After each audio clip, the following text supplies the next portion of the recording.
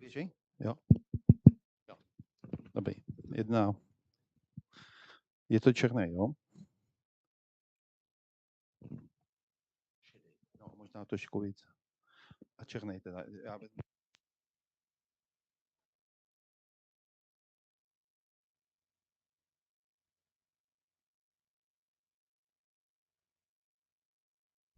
Jedna.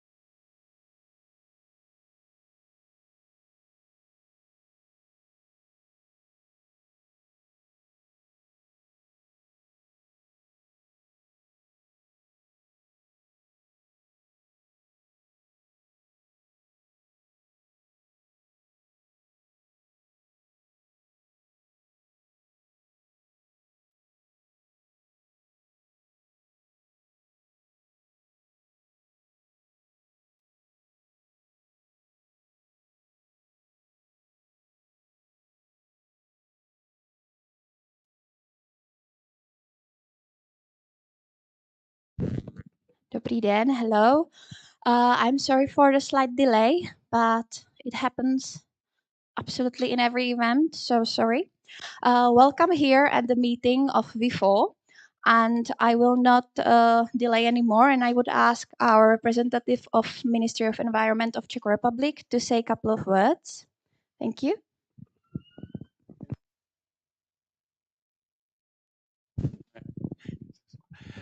Good morning, ladies and gentlemen. Thank you for having some moments to welcome you on behalf of the Ministry of Environment on the national.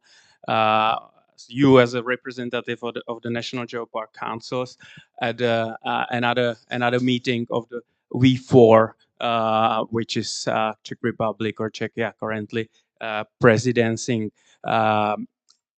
It is 20 years since the founding conference of the Global Geopark Network took place, and it is also 20 years since our countries, V4 countries, joined the EU. Both very important anniversaries. We are remembering those days, so I'm glad that that we are still active member of the EU and building it to the common future. The idea of geoparks, what I wanted to mention, also with the prospect of the nature preservation, is you know much more than me that something what is educating about the long-standing history, as the geoparks are having the most important role in the education and the awareness raising, is crucial for the visitors in a way that they learn about the topic, they learn about the area which has a history of millennia or even billions of years. And from that perspective, the people can rest and can think of something what is much bigger than them. It's maybe bringing them the humbleness or the rest and this is important concept in the nature protection, because very often we face the issue how to explain to the society the importance and the need of the nature preservation. But the geoparks are exactly the case where you can maybe quite easily get the society and get the people on the stage to better understand of something what is bigger, what takes longer, and what is here basically forever, or almost forever. So it pushes us to think, and this is important role of the geopark to educate in this respect. And I'm glad that geoparks are a bottom up initiative. As far as I know, it is not institutionalized in many countries, and it has different aspects of the creation, of the initiation, of the development. And this is also the role of the conference you are now going to have, because as it is bottom-up approach, there is a good practice examples from all over the world. But now we are talking about the Middle Europe, where you can share the experience, what is working, what is not working, and you can then bring it home and be inspired by the others. So similarly, as you were probably in Slovakia in the last meeting in Banská Štiavnica. So just to maybe summarize, you know more than me, and you will get the presentation soon. We have 11 geoparks in Czech Republic. One of them being under UNESCO umbrella, and another one, Barandien, which is kindly hosting this meeting here in Příbram, is planning to apply, and Ministry of Environment will offer this full support to it. But again, as you know, as the geoparks are not institutionalized in the legislation very much, or not even at all very often, it is also quite important and challenging to find money to support it, because unless you have something in the laws, it is as I said, it is challenging to secure the funding. And that is why I guess this will be another topic which you will discuss, maybe not in the plenary, but definitely during the coffee breaks.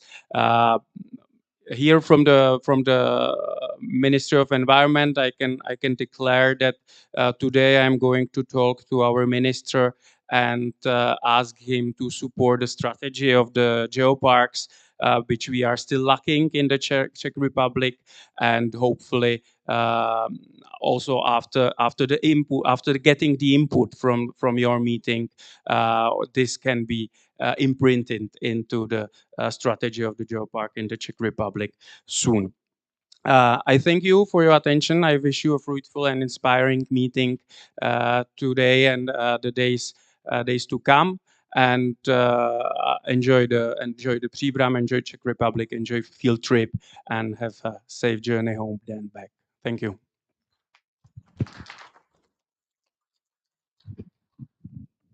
Thank you very much. And now we would give word to our online participant, Mr. Nicolas Zouros, Director of GGN. Can you hear us? Yes. And we can hear you.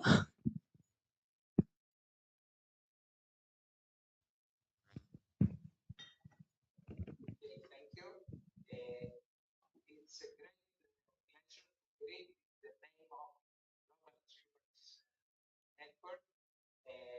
Your meeting, which as all the meetings between geoparks, help a lot through networking in finding solutions to our issues related with protection and conservation and rational management of our geological heritage, is used as a tool for sustainable development, especially of rural areas in Europe and the world.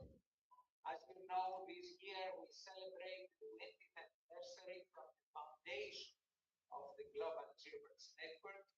The idea of Geoparks was born in Europe in the 90s, and finally in 2004, the 13th of February of 2004, under the umbrella of UNESCO, Global Geoparks Network was developed with 25 territories, 17 from Europe and 8 from China.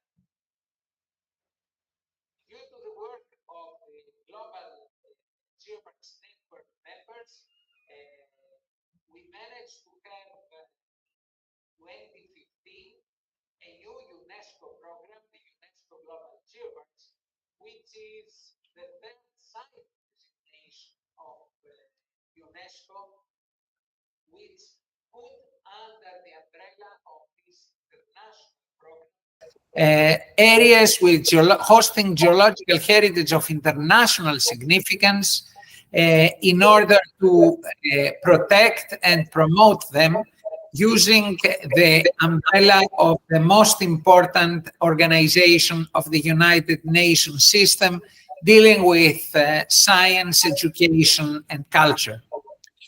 Nowadays, the Global Geopark Network is the international organization of 213 UNESCO Global Geoparks lying in 48 countries and provides a platform of collaboration and networking among UNESCO Global Geoparks at all levels, both at the regional, at the national, at the multinational, at the national, and at the local level.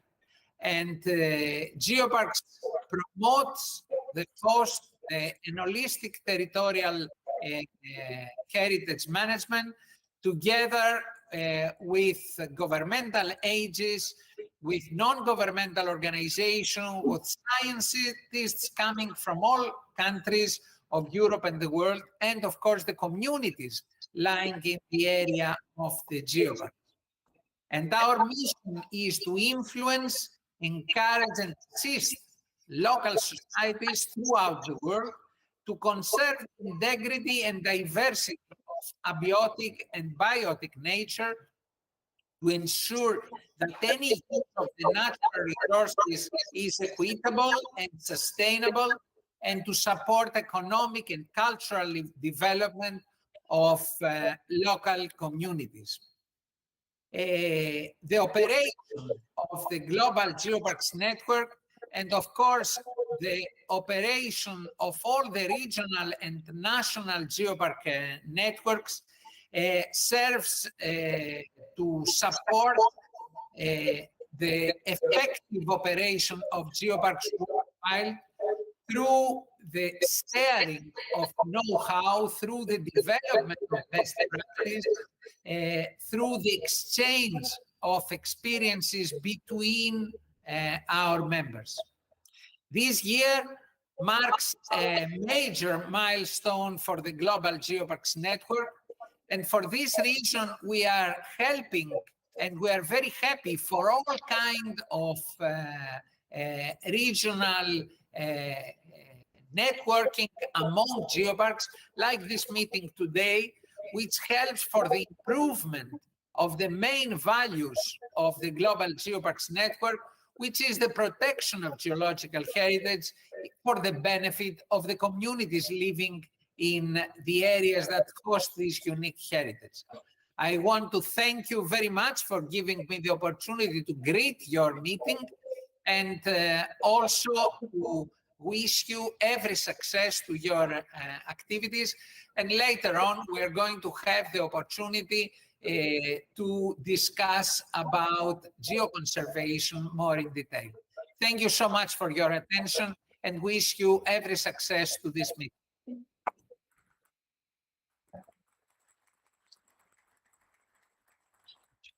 Thank you for joining us online. It was nice you very much. And I would ask Martina Páskova, the head of the Committee or Council of National Geoparks of the Czech Republic, to say a little bit now.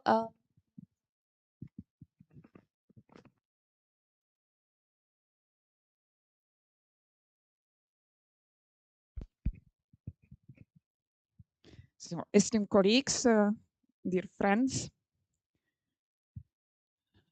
I'm so happy to see all of you here.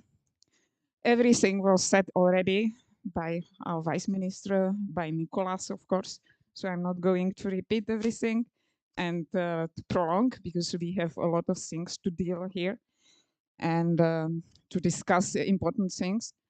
I'm happy that it was said that we will work on strategy in Czech Republic, strategy for national geoparks development, but we should talk all about kind of strategy, how to implement, for example, GGN strategy, which is very important.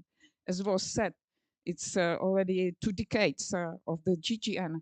And I remember, of course, how we've been with the previous Vice Minister Ladislav Miko in Beijing on the first conference of GGN, and how we were surprised about the complex concept of geoparks, how it is interesting and how it is important for nature protection and involvement of local people. So these are things we could do on Central Europe base. I mean, we have a lot of things common.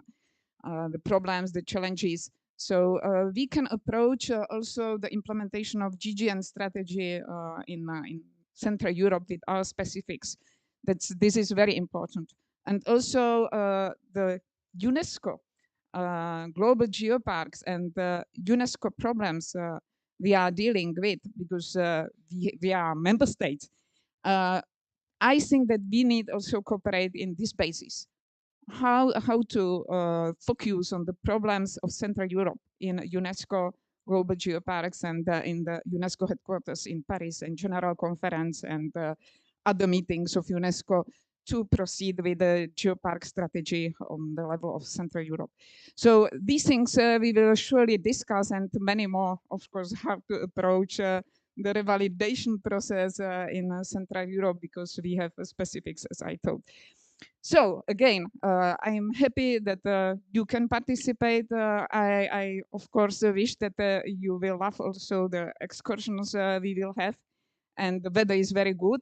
So I hope that you will enjoy all this, and we will have a fruitful meeting. Thank you again.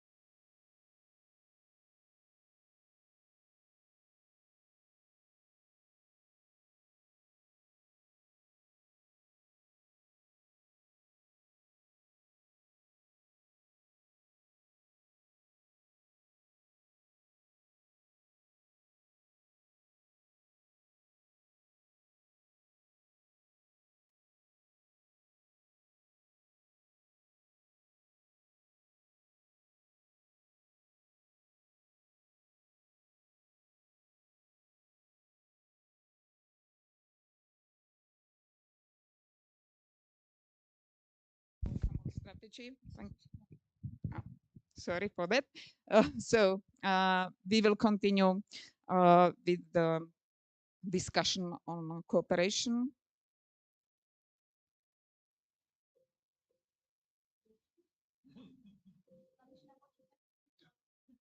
Tak, zkuste.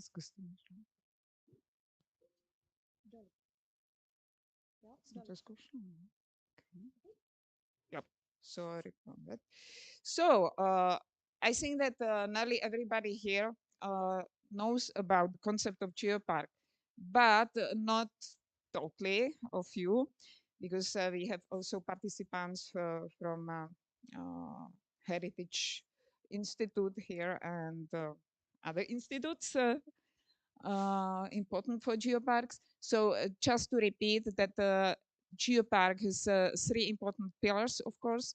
This is not only a territory which has very important geoscientific value, but it must be also interesting for visitors, because we need to present not only geoscience, but all the other aspects from the point of view of natural and cultural heritage. But mainly it must be managed by the responsible and creative society, which wants to discover its own area and wants to present and wants to research. Also we know that it has some kind of institutional organization, and the main body for UNESCO Global Geopark is UNESCO Global Geopark Council, where we discussing the strategy and also revalidation of the existing geoparks and evaluation of new geoparks, which is then endorsed by the UNESCO. This is just to show you the actual geographical distribution of UNESCO Global Geoparks, which are already more than 200 in nearly 50 countries. Of course, you can see quite a heavy concentration in Europe and Southeast Asia, which we wish in the future to change. So that's why concentration is now on the Africa and Arab states, because this is underrepresented on the list. And of course, Latin America, but it's Latin America is starting with many candidates, but the real problem is, of course, in Africa. It was mentioned that we have 2 decades of the association of global geopark network. And this is very important body for implementation of all the activities in geoparks on all the world. Then we have, of course, our regional networks, like for Europe, for Asia Pacific, also for Africa, and also in North America, and GEOLAC for Latin America and Caribbean. I don't want to explain everything, how does it work, of course, but we need that this is the important base also for Central Europe, because there is the basic strategy done already for these geoparks. So what we should concentrate on, as I told that we should somehow approach the implementation of the strategy, including visibility of the UNESCO Global Geoparks. This is something quite maybe abstract for us, but we should do it very concretely and specifically for Central Europe. We are in the advisory body, advisory committee of GGN. We are working on the long-term strategy, but what we have now are the strategies or action plans, better said, for 2 years, which we are trying to develop, and I will show the main topics of this strategy later. And I think that we should really try to implement it very concretely in our Central European space. What is maybe more concrete for us now is process of evaluation and revalidations. This is something for each geopark, very crucial. Each geopark is fighting for each 4 years to somehow defend their existence and to show the progress to evaluators and to proceed ahead with all the things we are doing with interpretation and management and cooperation in network, etc. So the system of the revalidations is always critical, analyzed, and we know this is not perfect. But this is also our work to prepare maybe kind of recommendations how to change the system, how to improve all the process. This is not something not fixed. It still could be changed if we prepare kind of recommendation. But mainly, I mean, we should cooperate in exchange of experiences and knowledge which we have. As I know, for example, Chinese colleague, they are doing it perfectly. They share all the experiences and knowledge from each geopark, and they profit from this very well. So we can do it as well.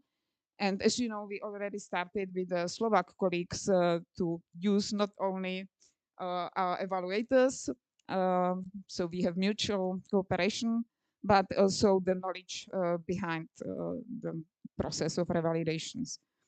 And of course, there is a lot of space to improve in cooperation in projects focused on interpretation and geosciences popularization. I was speaking about strategy and visibility. You know that visibility is really critical. UNESCO wishes to be visible everywhere. I mean, the label of UNESCO Global Geoparks, GGN, now celebrating 2 decades of existence. And all of us and all geoparks are doing fantastic work each day on a daily basis. But sometimes it's not so visible, and people are not aware, and politicians are not aware. And we are asking support, but we need to show also results and outputs. So this is something which is improving fantastically. We see fantastic work, of course, made by Gigi and team, by Guy Martini and other people around him, preparing many videos, competitions.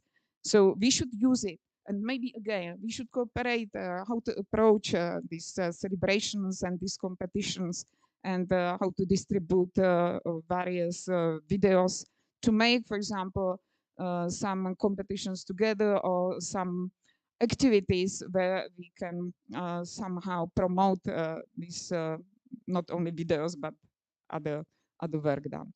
So this is just to show you again the strategic actions which are in a actual strategy of GGN, and of course we can focus on some critical strategic actions which are most important for us, as for example capacity building activities, financial stability. I think these are activities, for example, very, very important for us.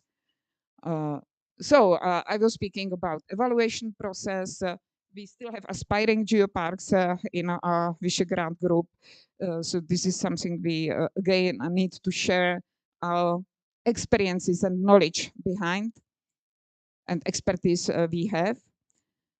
So the process is quite complicated. You know that it takes like 3 years nearly to make all the process when you start with a intention letter sent by competitive body to Paris Secretariat of UNESCO Global Geopark. But all the process normally takes like 1 decade at least, as you know. So it's pretty long. So you know that the evaluation mission needs always be perfectly prepared. So again, Chinese colleagues are really, really trained, and they share perfectly all the knowledge behind the procedure of evaluation mission. The same with the revalidation procedure, which has quite a complicated algorithm, and the same with the mission of revalidators, which needs to be prepared 1 year before they come to Geopark. The reflections we have from the council, because as you know, I'm happy and honored to be also member of the UNESCO Global Geoparks Council. So we have some reflections from the meetings, the issues which are really critical discussed.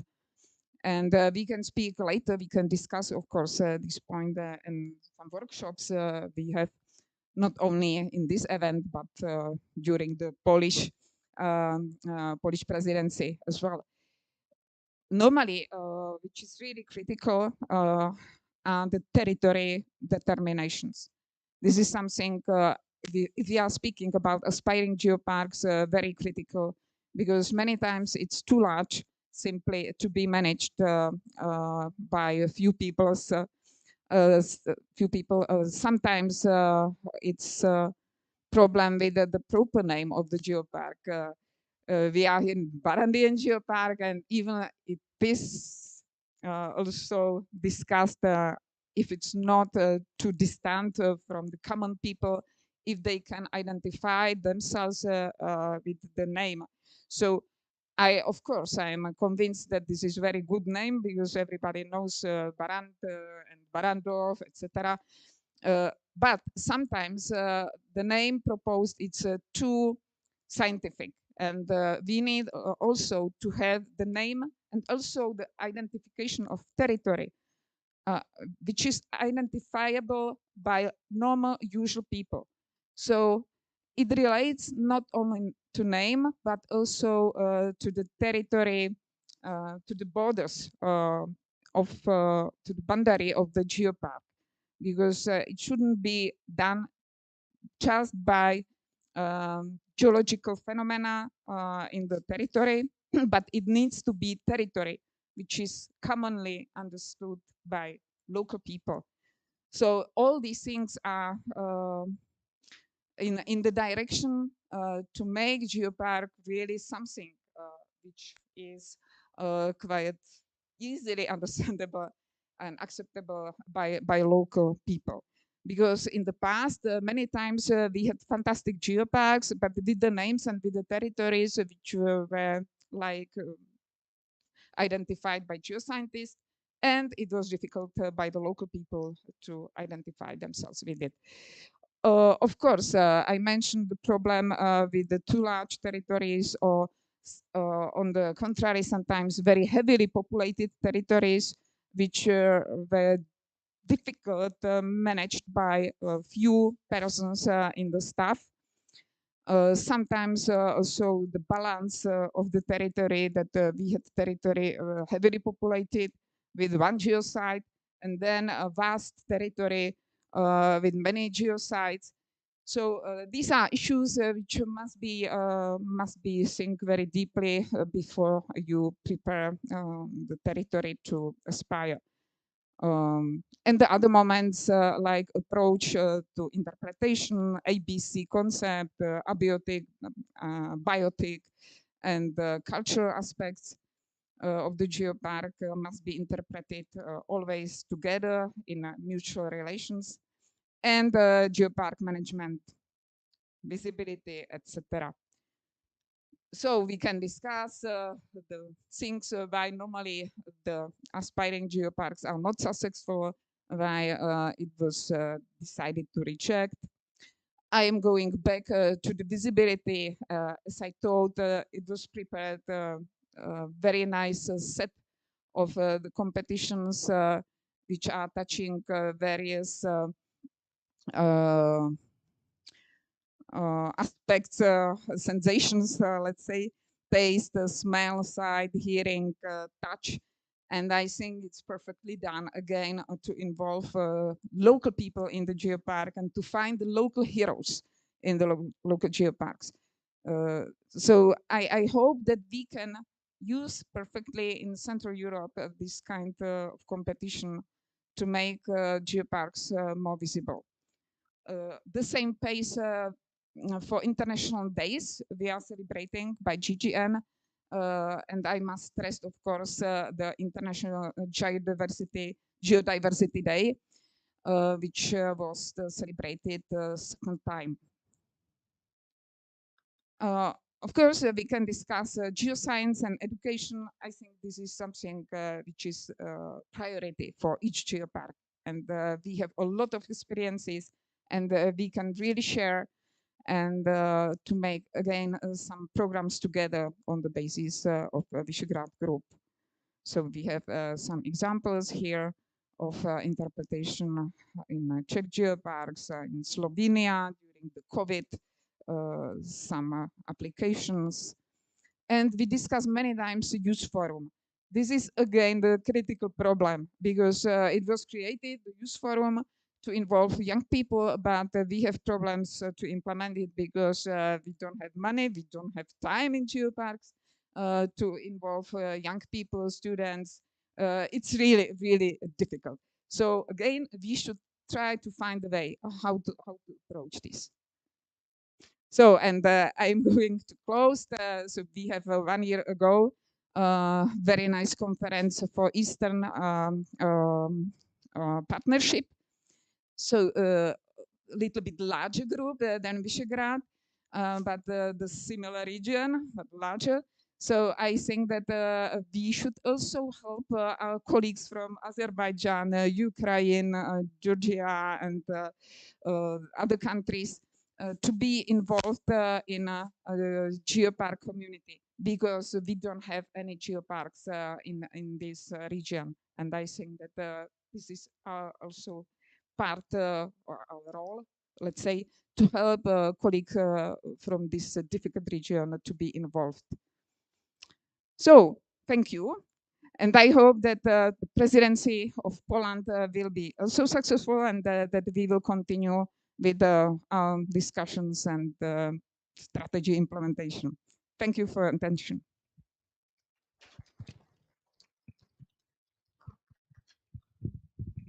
Thank you for your presentation. And I'll just add that colleagues from the mentioned Easternship Partnership, they are really eager to cooperate. So if you want to find a partner, it shouldn't be a problem.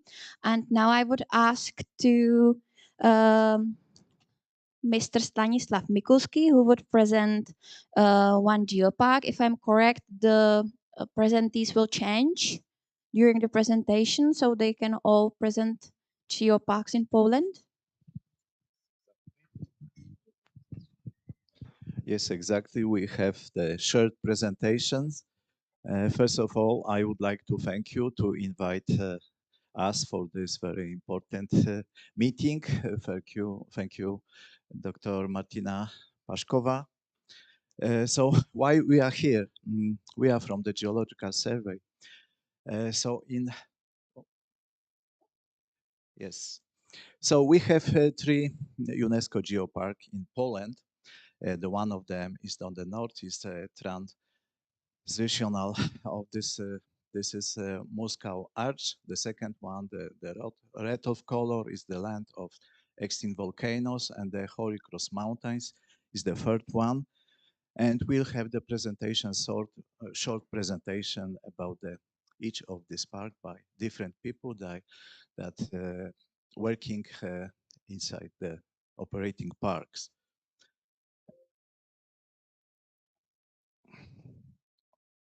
So why I'm here? I'm deputy director of the Polish Geological Institute. So we were established exactly 105 years ago.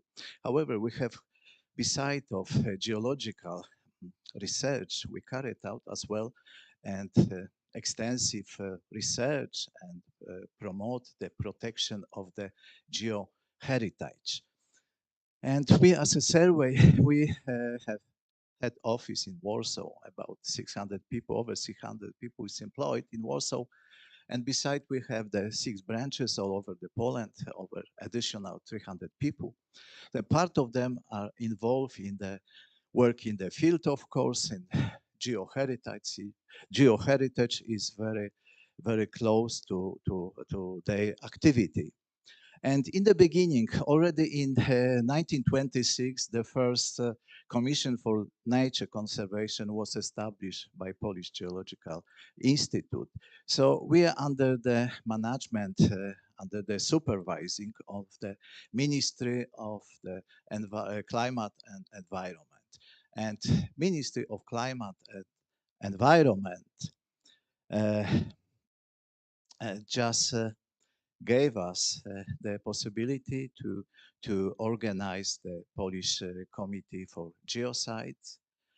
And it is the reason that we are actively participating. started to are participating in different events that supposed to be organized in coming years.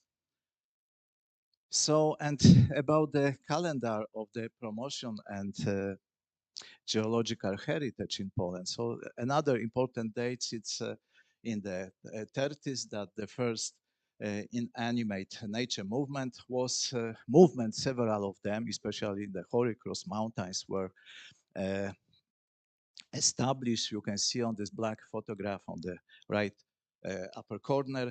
This is the Devil Stone in Holy Cross Mountains, and in the few years later, in 20 years later, the first inanimate nature reserve was established, the same, the Holy Cross Mountains. It was named after the famous Polish geologist Jan Czarnocki. This is the Ślichowice quarry. Very, very interesting considering the stones, outcrop of stones and folding features that is quite very well preserved in this quarry. And next, the first informal Polish geopark was established in the 1996, in the same place in the Holy Cross Mountains. Very important place for the Polish geologists. Most of us, we have trained in this area in the basic geology and structural geology.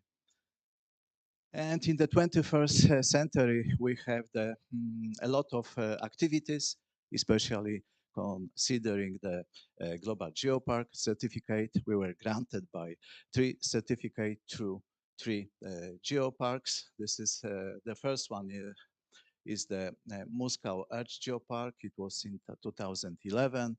Then 2021, the Holy Cross Mountains, and the last one that was certified this year. This is the land of extinct volcanoes.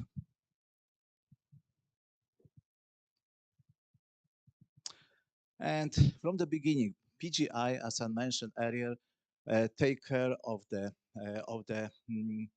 proper research of geosites, of course, and was important for us to preserve of these geosites for follow and next generation. And from the beginning, we taken care and actively participate in protection of geodiversity of different existing forms. And as well, we recommend the protection of for the new ones. And of course, we are making and maintains a database of the Polish geosites. This is the quite big database. It's open for the public, of course.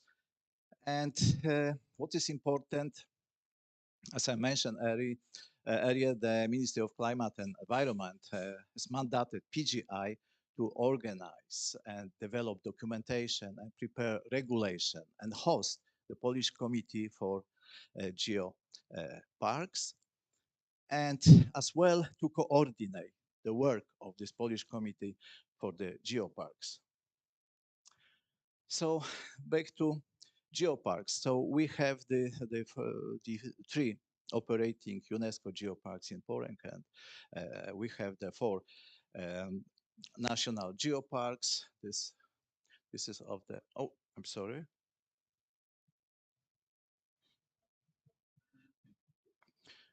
So the green circles, the most 2 of them are located in the Sudetes site, the southwestern part of Poland. This is the Karkonosze National Park and its buffer zone. And as well, this is very interesting, the Sudeten Foreland National Geopark. And the second one, the third one is located in Upper Silesia, is very famous, the Saint Anne's Mountains. We've certified already. And the fourth one along the Odra River, this is the glacial land. And you can see the almost 20 brown squares all over the Poland, especially southern part of Poland. So that is geoparks currently in design phase, a different stage of design.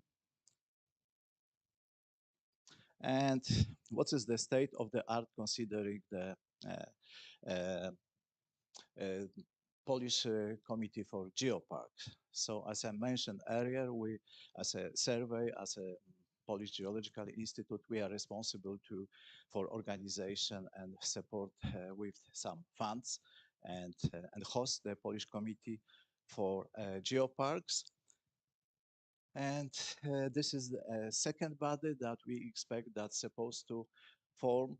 I mean, that is will consist of the member of the operating UNESCO geoparks in Poland. So independent two bodies. And what's the, I mean, the tasks of the Polish Committee for Geopark? Of course, what was mentioned earlier, this is very important to conducting certification of national park, and of course this regular validation and evaluation of the activity of the national parks. And of course, this is very important to promote and improve the program of operating national geoparks. And as well, we'll have to support them during the process of applying to upgrade to become a UNESCO geopark. So, and now I give the stage to Nancy. She presents Moscow Arch Geopark. Thank you.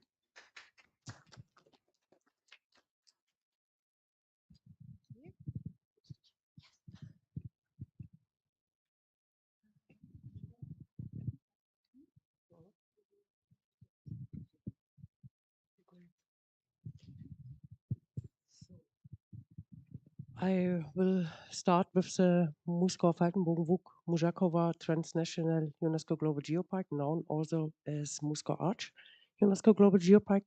My name is Nancy Sauer. I'm the director of the European Grouping for Territorial Cooperation, EGTC Ltd, Geopark Muskau, Muskau Arch, the transnational supporting organization of the Geopark. The Muskau Arch is, as Mr. Mikulski told you, the first geopark in Poland with a national and an international title, but by no means the one representing the most recent geology within the Polish network. Oops. It is characterized by as a natural post-mining and cultural landscape. And if you look from a satellite to the Earth, you can see a horseshoe-shaped pash and moraine. And it is also one of the best example of underground deformation. The Muskau Arch is located on the border to between Germany and Poland. Here. 2/3 are located in the German federal states Brandenburg and Saxony, and 1/3 is located in the voivodeship of Lubuskia. It's a very small geopark, only 580 square kilometers roundabout. And the Muskau Arch, as I told you, represents the recent Earth history. It was equipped, or the geopark was equipped with high quality raw materials during the tertiary period and shaped by glaciers, in the manner of speaking, born in ice and snow. The raw materials led to a very important mining industry in our region, which started in the middle of the 19th century. In this time, they started to excavate lignite, and you can today see the traces of open pit mines and underground mining up to 1,000 meters. And we had also alum and clay and glass and gravel and peat, which led to a very important industry which produces briquettes, glass, bricks, ceramics, and power plants. Nowadays, you can find not only the traces or the remains of the glacial period. For example, the erratic boulders used for buildings or for decoration, but also the traces of the mining in our region, characterized by large, very small but very large lakes, post-mining lakes, with different colors, as you can here see here. And the Musqueam is also very well known for his industrial heritage. The head office of the EGTC is located in an old brickworks with a ring oven with 18 chambers. The town of Weiss was the biggest town in our geopark, was very known 100 years ago. It was the world's biggest glass producer. And we have industrial remains like the narrow gauge railway, for example, which connects different towns and villages in our geopark. And the Musco Arch was also very known for producing high quality ceramic products. So I think it's the end. And the next one is the Holy Cross Mountains.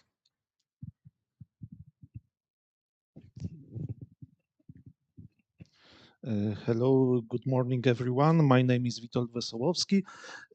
I work in the Holy Cross Mountains branch in the Polish Geological Institute, but also I am the member of the board of the Municipality Association, Geopark Association. I am the treasurer of the Holy Cross Mountains UNESCO Global Geopark.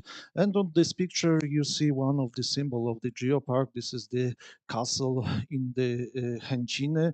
And you can see that this castle also is in the Geopark logotype, but I will tell you something about it one slide late, 2 slides later.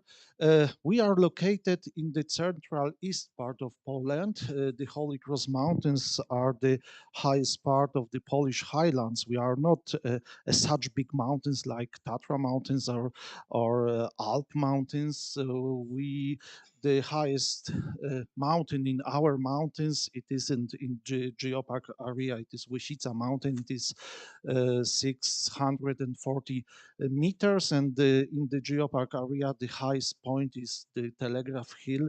It is 406 meters. So, as you see, it is more or less like upland, but in the historical point of view, in the geological also point of view, we tell that we live in the Holy Cross Mountains. The Polish name, it is Świętokrzyskie, but where you are not from the Slavic country, it is hard to say Świętokrzyskie. So our official name is the Holy Cross Mountains because our area, it is very famous when you are a geologist. There are many scientific papers connected with the Holy Cross Mountains, and in the scientific papers for many years ago, the scientists started to use this name, the Holy Cross, the English. The English version of the Świętokrzyskie. And as you see, maybe this is the geopark area, and we are not very big geopark. Our area is 526 square kilometers. This is the 5 municipalities.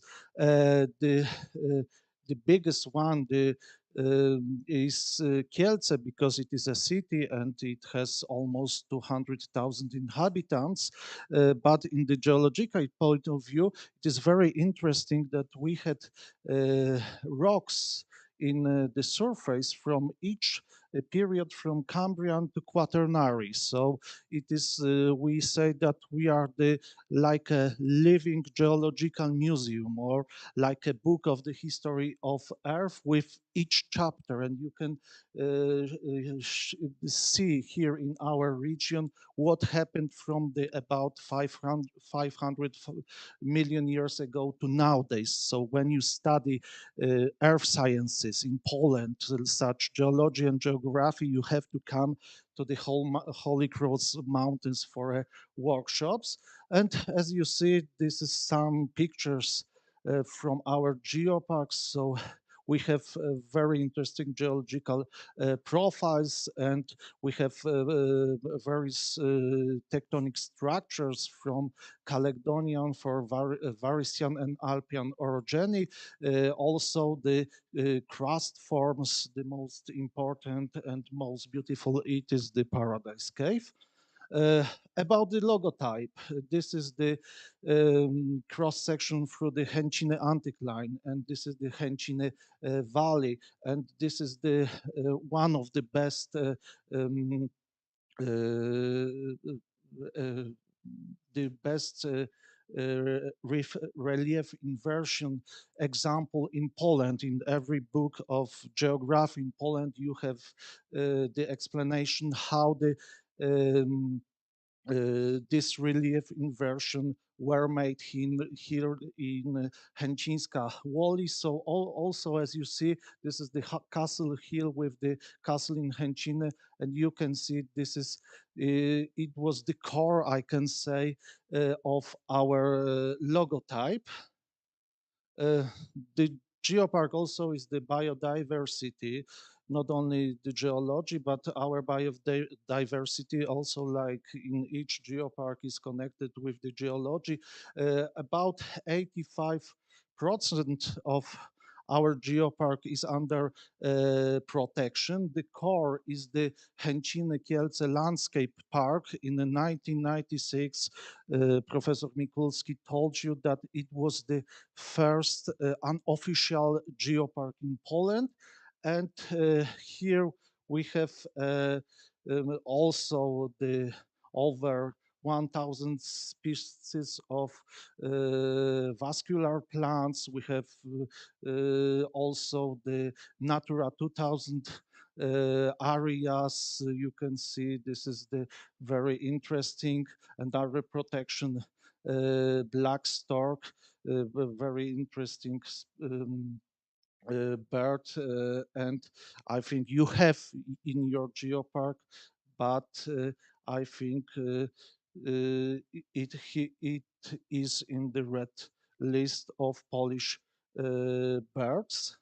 Also, as Nicholas Zaurs every time says that the geopark is not only a geology, geopark is a people. So also we have remains also a people not like us, because we have got a remains of the Neanderthals, that the tools of the Neanderthals were discovered in the Paradise Cave. So this is the first human traces in the our geopark area. But as you see, we have a lots of interesting monuments, architectures, also connected with the local geology. We have also events connected with the geology in architecture. Also, we try to promote, and we are promoting, the craft and tradition, and also industrial heritage, because here the Holy Cross Mountains from the Middle Ages was the mining area. We have a lot of legends connected with this topic. And also networking and our association. The first agreement in our geopark was signed in 2015, and the Geopark Association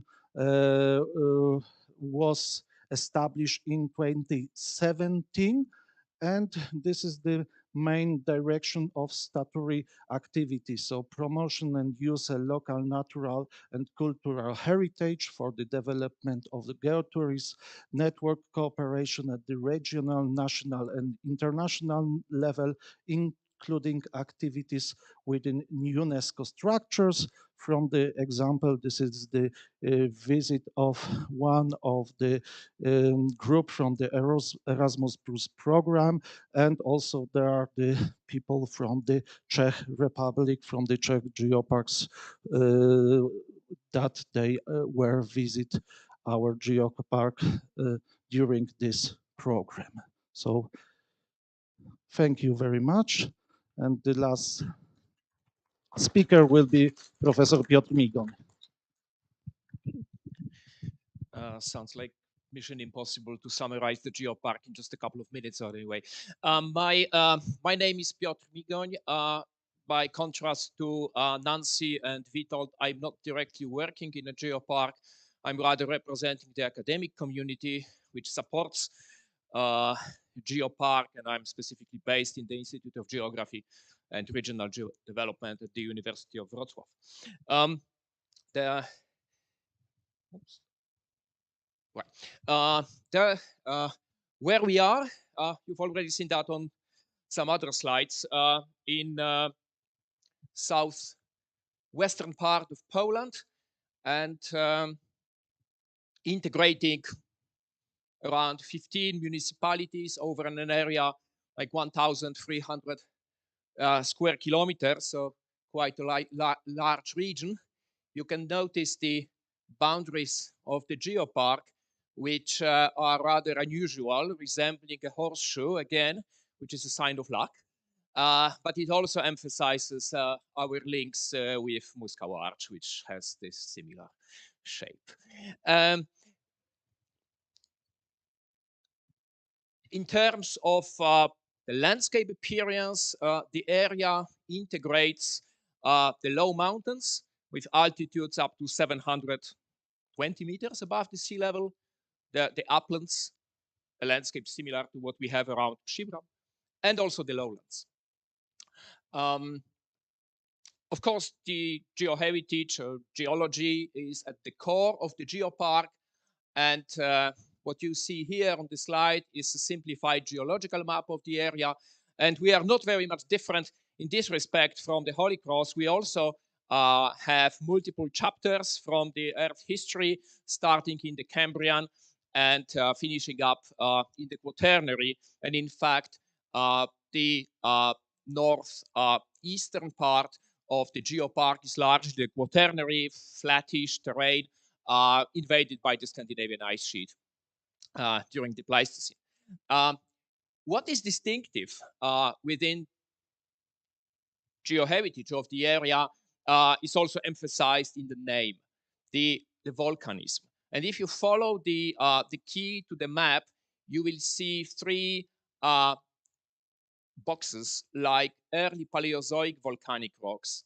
Then we have Permian volcanic rocks, and we have Cenozoic volcanic rocks. So three different periods separated from one another by tens or hundreds of millions of years, with this common feature, which was the volcanic activity. And in this respect, the area is unique in Poland. No other part of Poland has the evidence of volcanism from so many different geological eras. And since volcanism is one of the very few parts of geology which is familiar to people, I think everyone knows what a volcano is. So that was the obvious choice of a focus. And this is how people recognize the area. So going a little bit into detail, and if we put our volcanic heritage onto the geological timescale, we have the early Paleozoic volcanism, which was submarine, which is again an interesting thing because the other two legacies are of terrestrial volcanism. And each of them gives a distinctive places which we can visit with pillow lavas, with some impressive rhyolite domes and basaltic plaques from the most recent volcanic period. So if we go to places like this, one of the gorges actually shaped by glacial meltwater, so much later history, you can see this pillow lavas in a cross section, and there is a very nice starting point for a story to say that where we are here now, it used to be the middle of the ocean, let's say, in simplifying things. And then we have the Cenozoic basaltic volcanism. They were mainly monogenetic volcanoes. Cinder cones, when they were active some 30 to 20 million years ago, mostly. But what we have today are the remnants, so they are the necks. So they are, strictly speaking, not volcanoes, but I don't think to use the word neck for general public would make them being impressed. So welcome to the land of necks. So no one will understand. So that I think this is the sort of compromise we can make, and which is yeah, we can sacrifice this accuracy for the promotion. And of course, the geoparks, as all my predecessors highlighted, is not just geology, not just volcanism. We also have this very impressive ice age legacy, not directly glacial, but also the evidence of cold climate weathering processes, so very nice block fields on one of these necks. We do not forget about biodiversity. There are 10 nature reserves established for biodiversity within that area with some endemic plants. And of course, the links with the cultural heritage, the ABC concepts, of course, we trying to implement that. And the highlight of the area is the UNESCO World Heritage Church of Peace in the town of Javor, which there are castles which testify to medieval heritage, and many more. But the time for my Mission Impossible has ended, so thank you very much.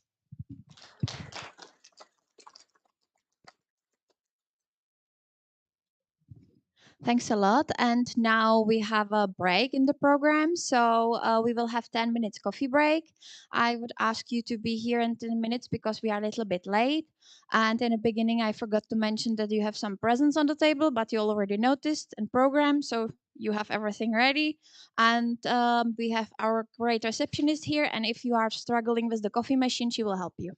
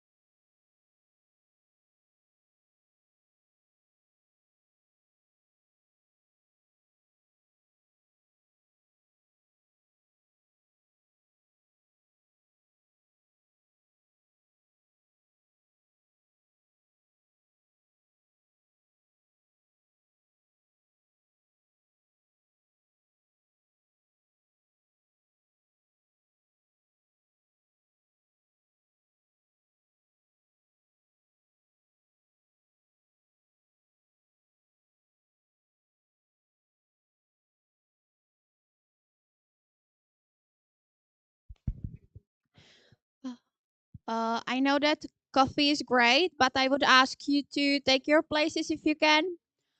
And I also have a ordering sheet for the lunch. So I would give it to you and you can circle it around and make a line where you want a lunch. Okay, I'm not heard enough. I will shout. Am I shouting now? Is it better? Okay, so if I can ask you, we would continue with the presentations.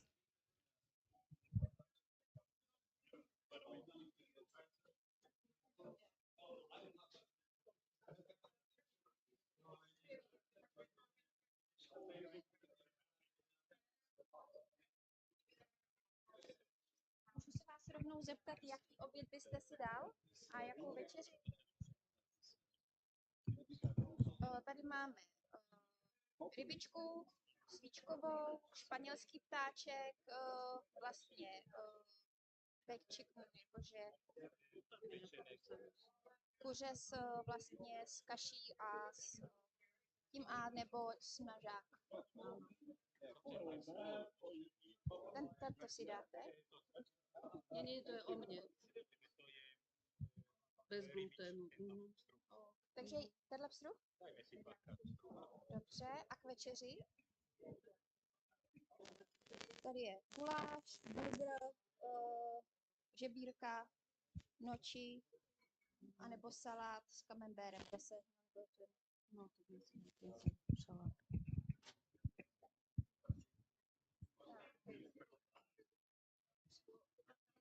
No, tak ja som rozmýšľal, či by som dal sviečku.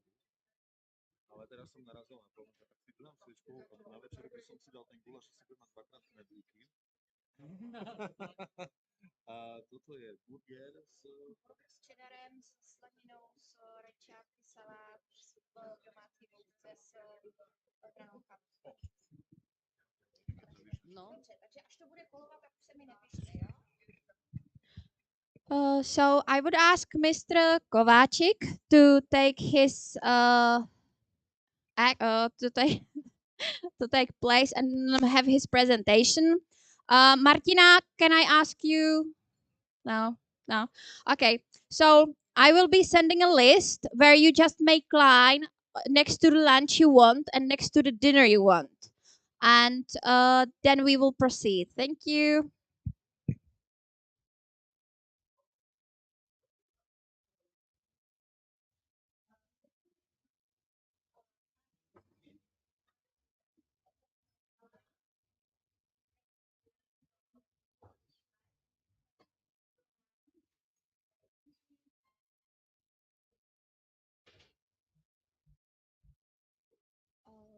Tak.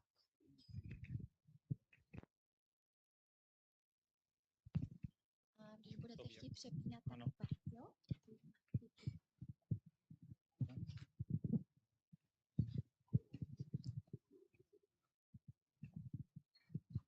Dear, yeah. Yeah. Dear ladies and gentlemen, and especially friends, I would like to present, with my poor English, some information about Slovak geoparks. And to introduce, the geoparks were established in Slovakia in order of some UNESCO regulations. I will not read it. And the geoparks in Slovakia, the national geoparks, were associated in such commission and the Geopark network of the Slovak Republic in association, and it was constituted in 215. And to this date, it comprises this our national network for geoparks, Little Carpathian geoparks, Banská Štiavnica geoparks, Banská Bystrica geopark, and Novohrad global geopark network, and there is a perspective area of Zemplín. Uh, each of these geoparks are controlled by non-profit organization consisting of voluntary association of various regional subjects. And the geoparks is coordinated by a commission of with a complicated name, Interdepartmental Commission of the Geopark Network, and it is authorized by Ministry for Environmental Ministry and the status of an advisory body of the minister. It contains this commission about 22 or 25 members and consists of representatives of these four geoparks and Academy of Science, geological institutes, and some relevant ministries, for example, Ministry of Regional Development or Foreign Affairs or Traffic, School, and so on.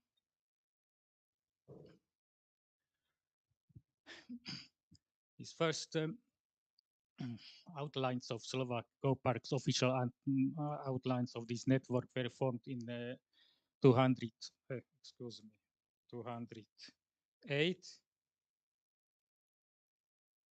and was inspired by this UNESCO Geopark recommendations. Each geopark is represented first of all by a manager of head of a geopark and a geologist. Is necessary staff. This geopark and primary the geopark, especially three of them, were strongly stimulated by financial support of state. Is the case of Banská Štiavnica Geopark, Banská Bystrica Geopark, and Novohrad cross-border Geopark. Nowadays, the geoparks are without a state support and there are some problems with financial maintaining of the operation of these geoparks. And the legislative basis of geopark is also not very strong and institutionalized is not very firmly. And we have some documents which were signed by the Ministry of Environment, and we gave some information to the government, and that's all. Each 5 years we run the revalidation of these geoparks. And the basis of this era of geoparks were the maps, popular education maps and guide booklets issued by the State Geological Institute of Dionyš Tur.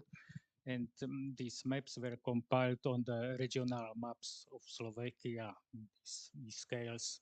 And they form these maps, the core of this geopark. And these maps show large scale maps show variability, diversity of the basic geological setting and tectonics, and maybe the difference between the states of the Visegrad group. Each other differs, and the Slovakia represent the Western Carpathians, the Alpine front, the Cretaceous front of the tectonic evolution of Europe, and it is the closest relation to the Alps, but the Western Carpathians are not genuinely the Alps. And the other colleagues from Bohemia and Poland are the Forland areas. And I have to mention Pannonian Basin of our colleague from Hungary. We called it Transdanubian unit.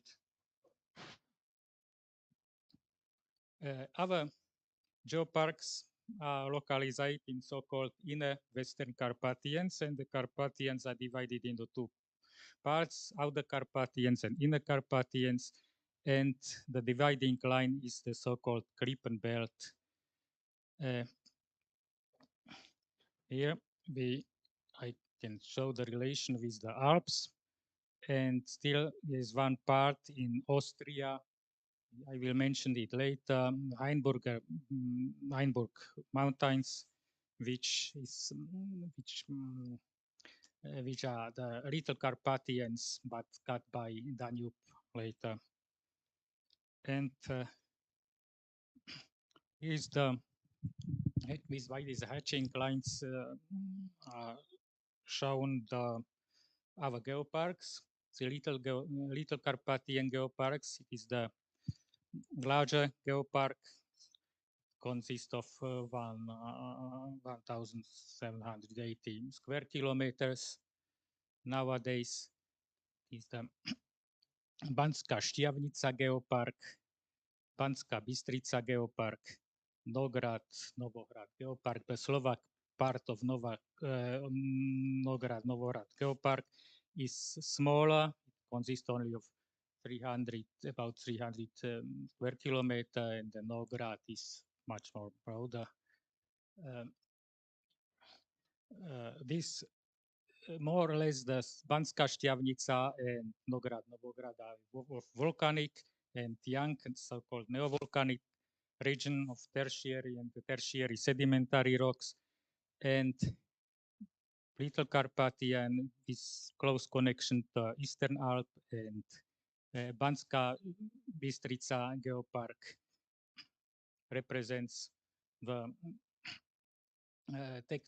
very well the tectonics of the inner Western Carpathians, consisting of so-called core granitic metamorphic old Paleozoic old cores, and overtrusted by three names, alpine names, Middle Ostalpine, Nordostalpine, Oberostalpine in sense of Austrian geology. I will shortly speak about these our four geoparks. This is the Novohrad global geopark of UNESCO. This is a logo, and it's represented by this area in the southern zone of Slovakia.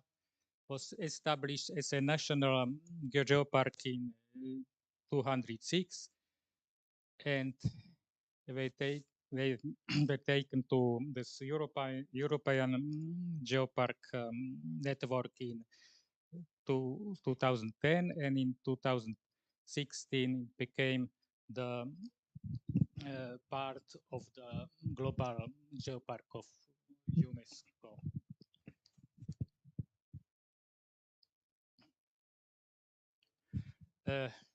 This geopark is very attractive but magic land, and it is characterized by an inverse relief with the volcanites of lower Pleistocene to Pliocene age flow originally into river valleys and depression, and formed in this time the lower part of the morphology, and were later covered by this early Pleistocene sediments and so on. And later on, in late Pleistocene and Holocenic time, the relief inverted, and volcanite step by the uplift, and the volcanite are now in high position, and the sediments were eroded and transported away, and so it is called a classical example for inverted relief. And it is land of castle and fortresses, and it's an interesting history of about 115 years long occupation by the Turkish Osman army in 16th, 17th century. is the, for example, Somoshka castle ruin now restored and was built on a column structure lava. This is perpendicular cut of it, and now also this education boards here and so on. Very pleasant place for trips. And we performed for in this winter revalidations of these three geoparks, and in a very fruitful cooperation with Czech parts. And from this evaluation arise some points and strong points or some recommendations of it. And the Slovak part of Novograd, Novohrad area is the only geopark which had a stable seat of headquarters in Filakovo and information center too, because it was also originally supported by the state. And it is a good level of scientific geological description of this area. And due to field relation, it is good available of all these geosites. And a bit because it is the region is a little bit dilapidated or poor and not inhabited very much. There is a problem with communication of these local authorities or municipalities. They don't have very much interest in geopark philosophy because they need canalization and drinking water and so on and so on, such material problems. No, we advise to increase the visibility of this geopark and make a lot more attractive program for schools and other population. And it's also, as an commission, more attention to the maintenance of these localities. Panská Štiavnica Geopark is the it should be the biggest stratovolcano in Europe in Badenian time, possibly also in other times in Europe. And the diameter of these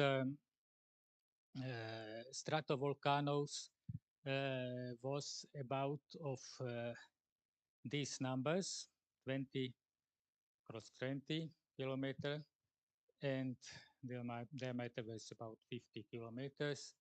And now it is caldera, and inside this caldera there are some villages, and the Banská Štiavnica town is also a neck, a parasitic volcanic neck with this morphology.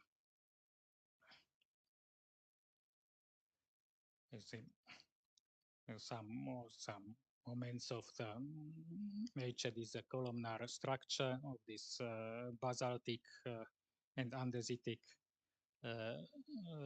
vulcanites. This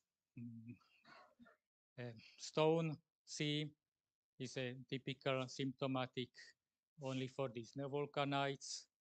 And there is very attractive school there, environmental ecological school with breeding the birds of prey.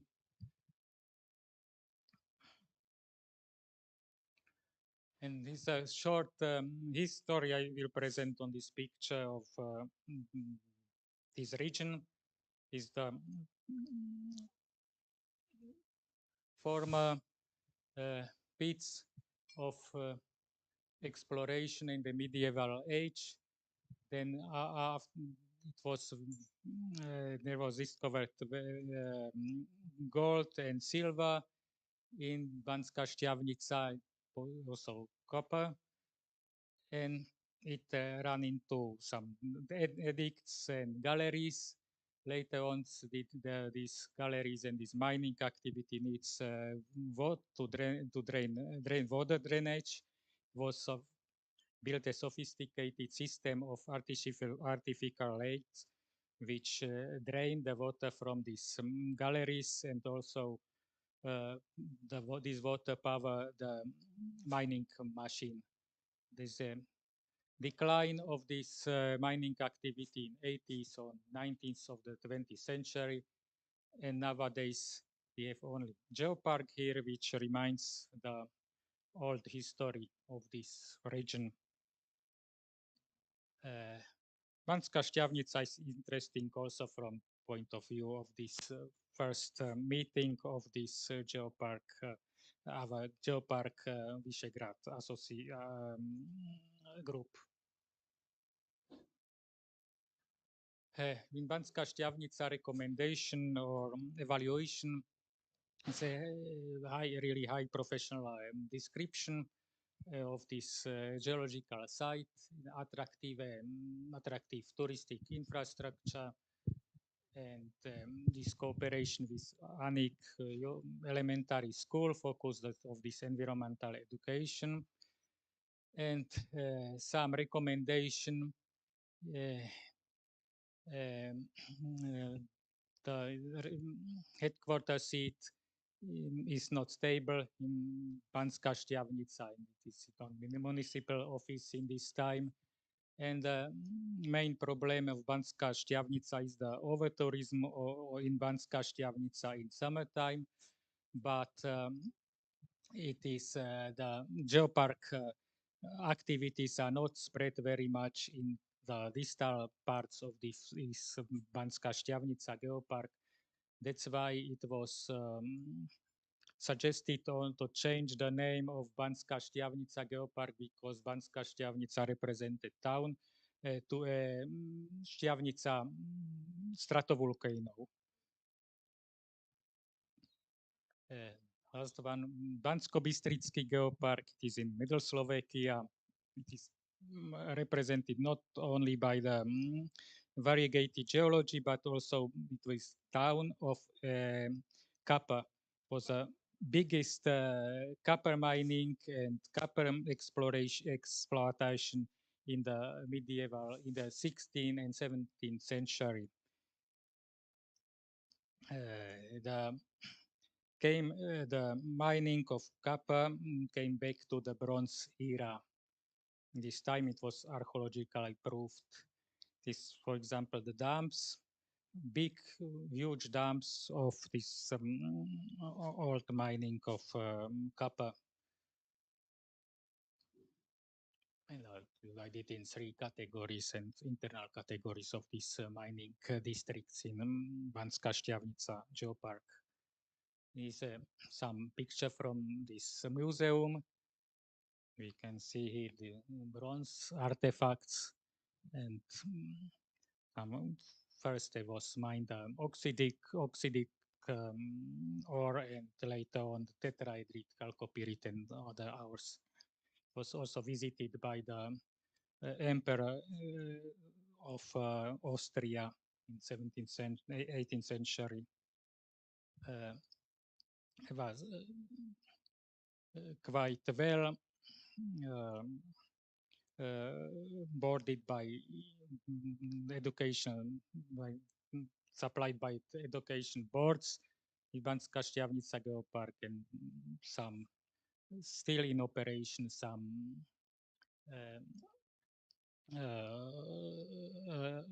lake and some such situation which reminds the old mining and processing of ores in the all the time. Evaluation and revaluation.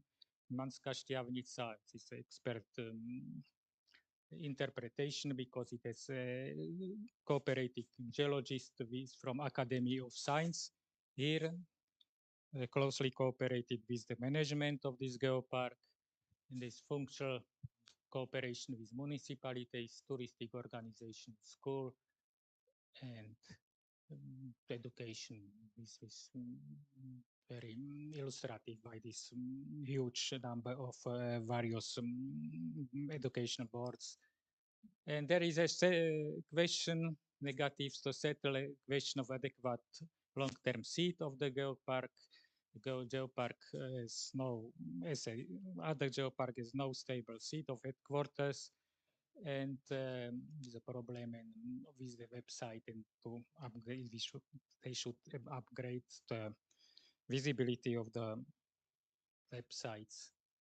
Little Carpathian Geoparks, it is the last one in the network of Slovak geoparks.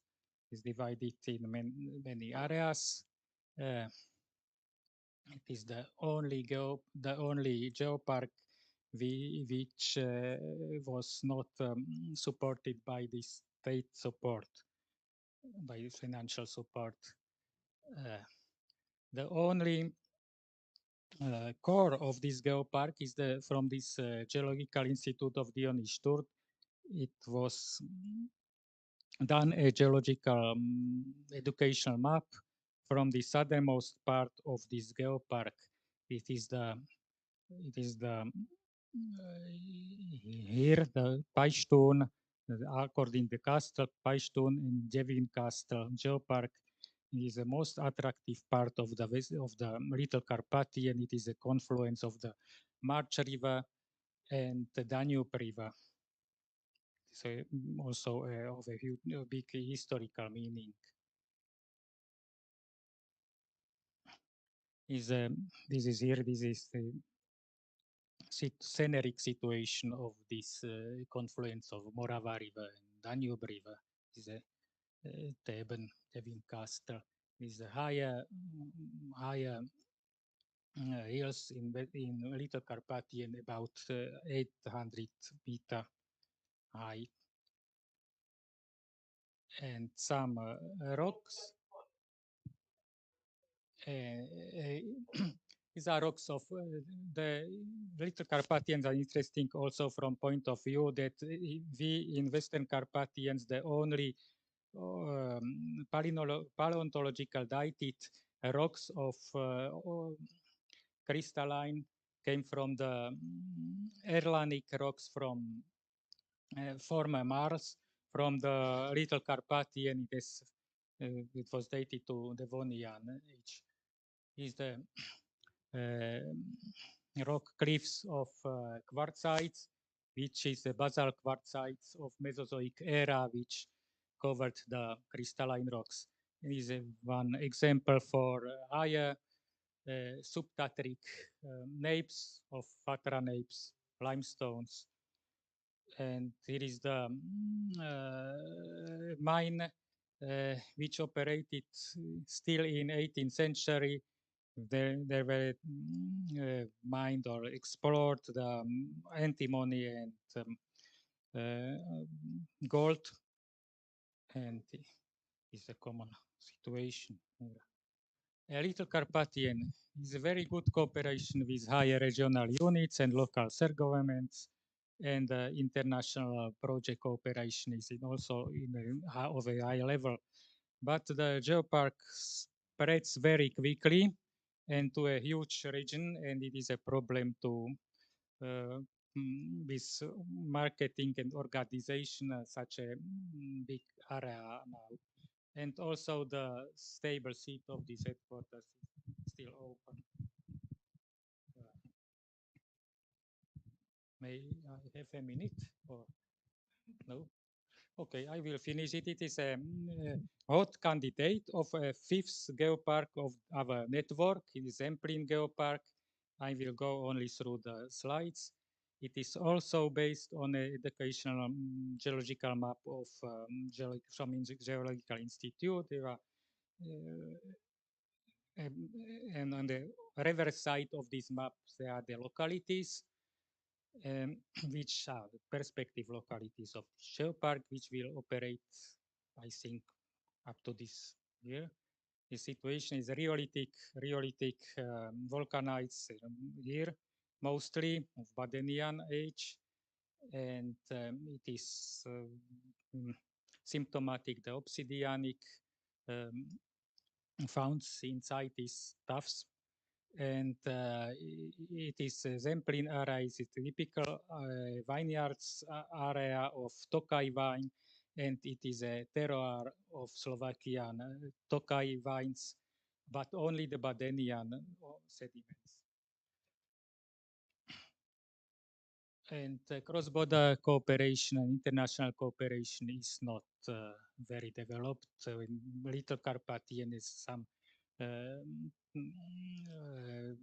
cooperation with this Austria and Banska Bystrica, something this Polish part, and by Erasmus project also Nograd, Novograd, this cross-border heritage.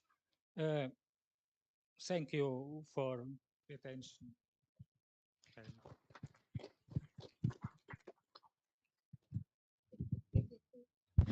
Thank you for the presentation. And we will continue a little bit differently because we have Mr. Zoros waiting for us. But first of all, I gave you list for the meals. And I have 16 lines next to the lunches and just 14 next to the dinners. So did everybody mark dinner for tonight? Everybody? Because two are missing. Two people will be without dinner. Okay. Budou dva lidi bez večeře. Okay. Oh, wait. Who has for dinner chili beef goulash with pepper and homemade speck dumplings? Raise your hands, please. 2, 1. So, vy jste měl taky? So, 3. One mistake there. And beef burger with cheddar cheese for dinner? 1, 2. It's okay. Pork ribs slowly baked in barbecue marinade? 1. And homemade gnocchi with noodles and beef stirloin steak? 1, 2, 3, 4. 1, 2, 3, 4. And salad with grilled camembert cheese. 1, 2, 3, 4. And I have 5. Okay. Tady to máš. Okay. Hopefully it's gonna be fine.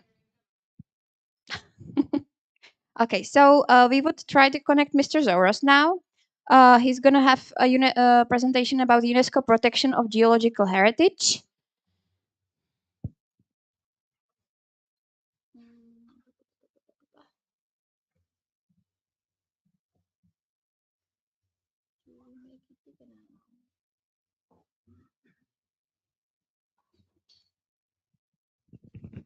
Can Can you hear us, Mr. Zoros?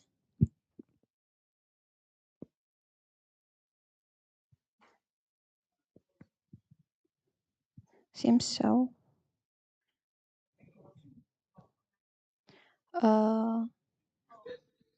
Hello. So if we could ask you for your presentation, we are a little bit late in the schedule, if it's okay. Thank you.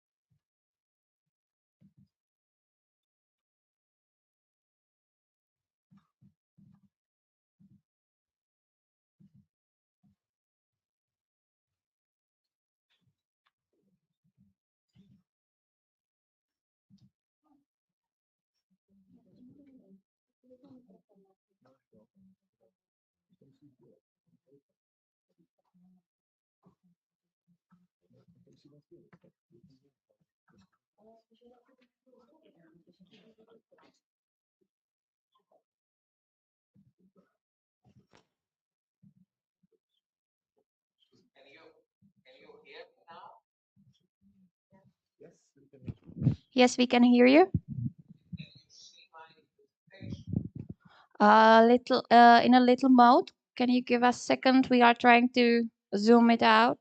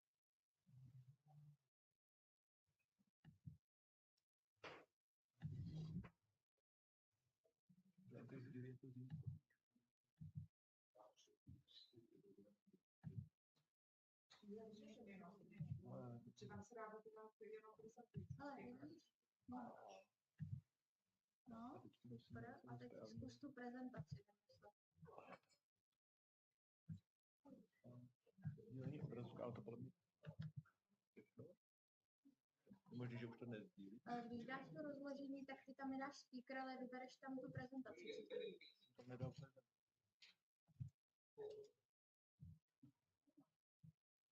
Nejde?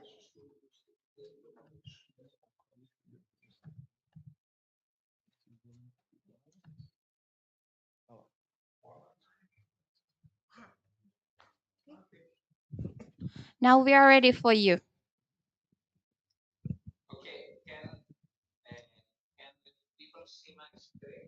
Yes, we can, but you could put it in a presentation mode, so it's bigger. Sorry? Put it in the presentation mode, so it's bigger. I think it's F4 or F5 when you press on your... No, it is in presentation mode. Oh, so we just see PowerPoint, like all your slides. But it probably doesn't matter. If you can make it a little bit bigger. Just a moment. Just a moment. We'll do it from the beginning because I see it full screen, but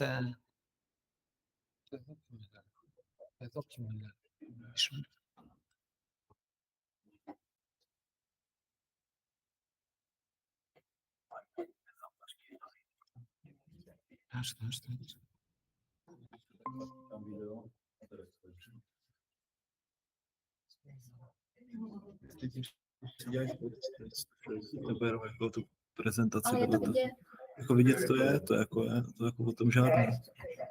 Já zkusím ještě udělat jednu věc. Is it okay now? Oh. A to bude aspoň trošku větší. Yes, it's okay. Thank you.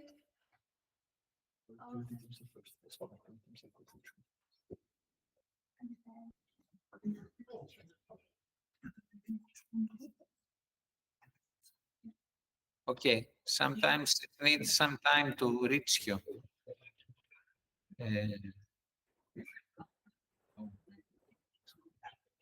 So, shall I start? Yep. Yes, please. Okay, thanks once again. I'm really very happy to participate in your very interesting conference. And I am really happy to see all the colleagues, even from far away, and discuss an issue dealing with geoconservation. As you know, in the Global Geoparks Network, I said also in my greeting at the beginning, we celebrate 20 years of networking and collaboration. These 20 years have contributed significantly to the conservation of important geological sites worldwide. And the global geoparks have proved to be some of the most important mechanisms for geoconservation.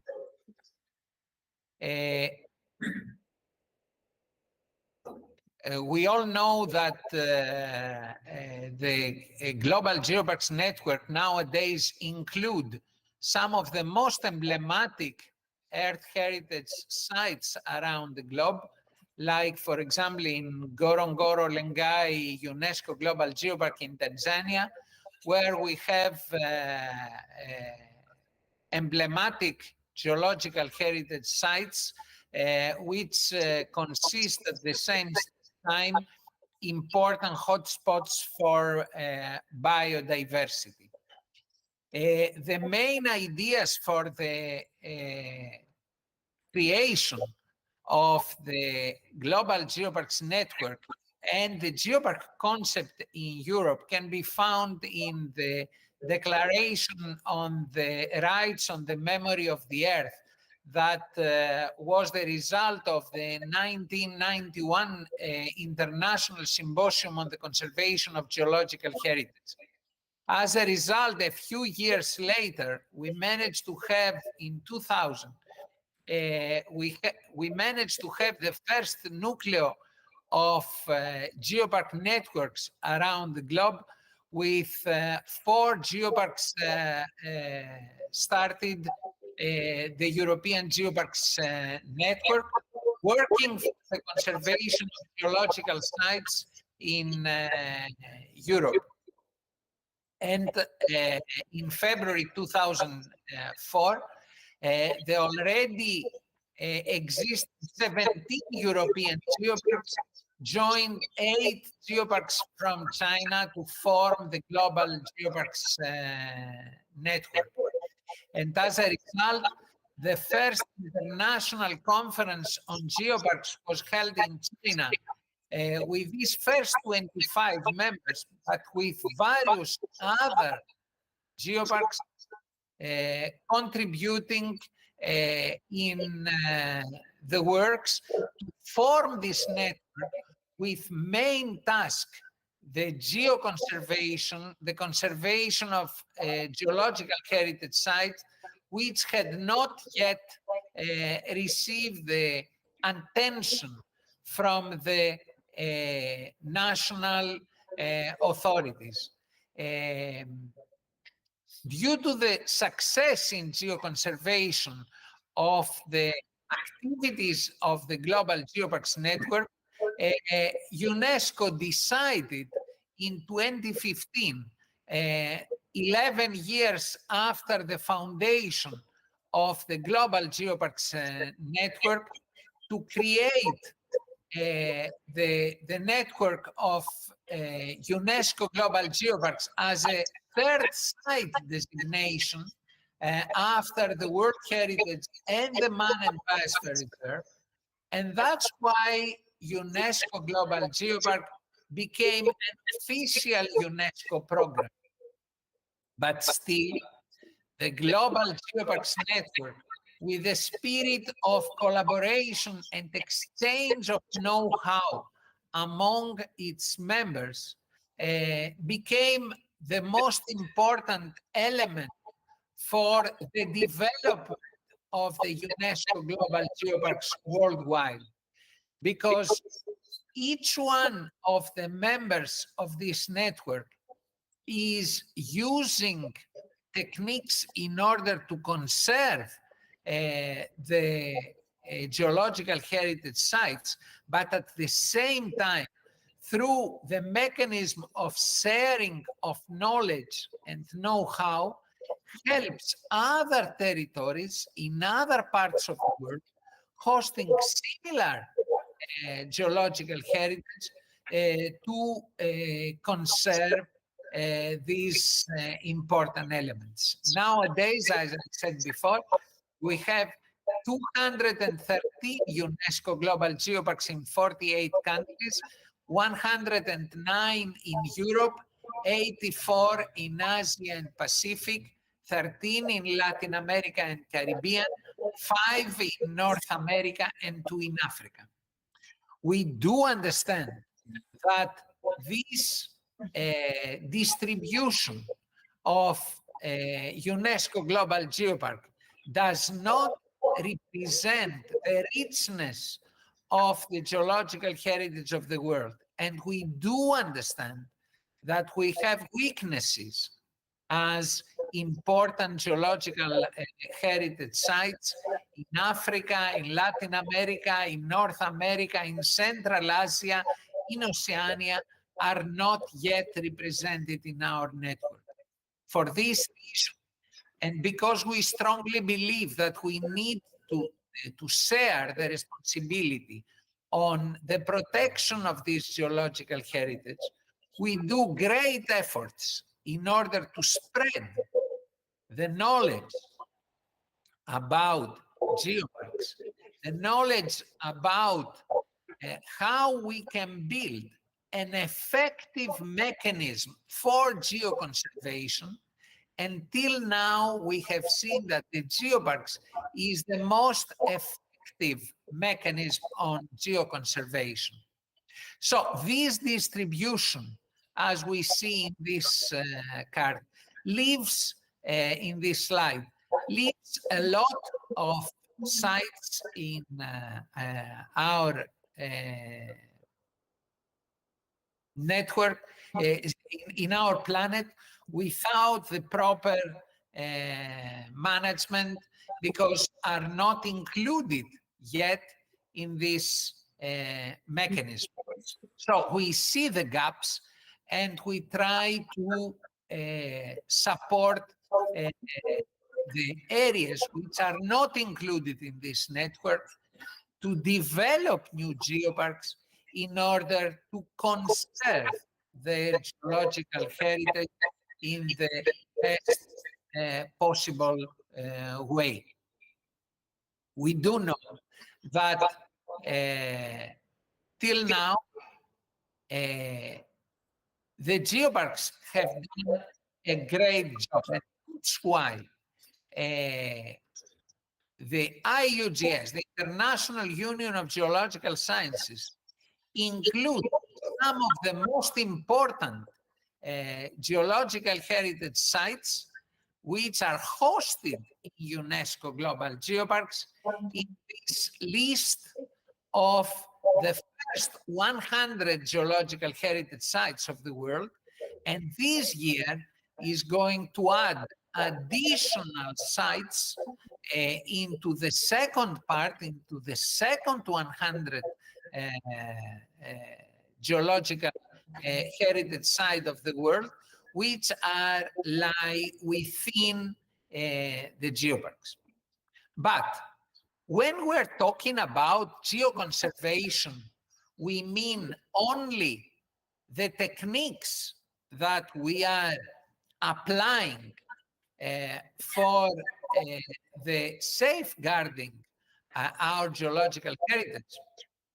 In my opinion, geoparks have given a new innovative concept which links the local communities with the scientific effort towards geoconservation, because geoconservation, to be effective, should not only be based on the technical work, on the classical approach of nature protection, but should include the local communities as an active parameter in geoconservation.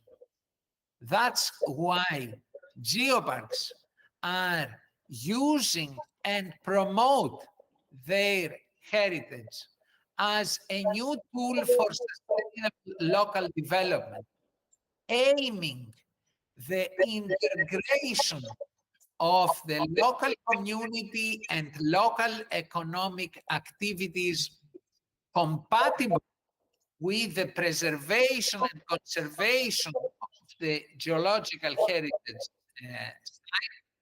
in order to be most effective towards that goal.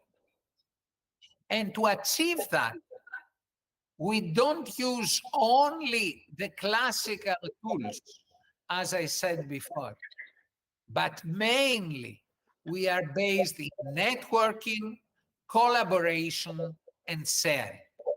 And this is the way that geoparks are using in order to have an effective approach on geoconservation without persuading local communities about the value of geological heritage sites.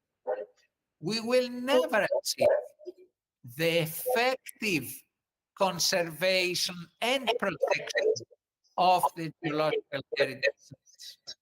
It's not enough the underlying of the scientific importance.